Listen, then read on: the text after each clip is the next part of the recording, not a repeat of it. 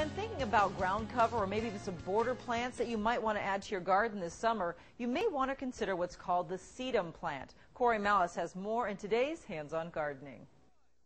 In today's Hands-On Gardening, I'm joined by Steve Hunzinger from the UW Extension Office, and today we're going to talk about a really versatile plant called the sedum plant, and this is a great plant for people who want a little bit of decorative edging, so to speak. That's right, Corey. It's really our border perennial plant that can come into a lot of our perennial landscapes that we might have, or along sidewalks, maybe around tree borders that we want to use some space or fill in space. And there are tons of different varieties. That's right. There's a lot of different varieties that give us a lot of different color, Corey. And when we're looking at this one, we see some of the green shades here, but we can also get the grays and the yellows for the leaf itself. And then the flowers themselves, even though they're small, will give us some different colors, maybe even some shades of pinks or reds. And usually they're under 12 inches in height, so they're perfect for ground cover. That's right. Depending on the variety that we want to pick, that would be our focus, to make them lower growing, so our other perennials will stand out in that perennial bed that we have.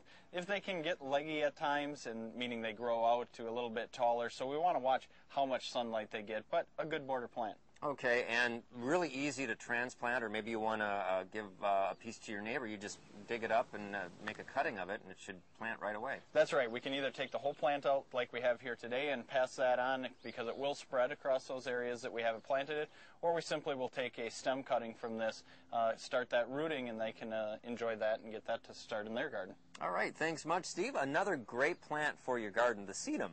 That is today's Hands-On Gardening.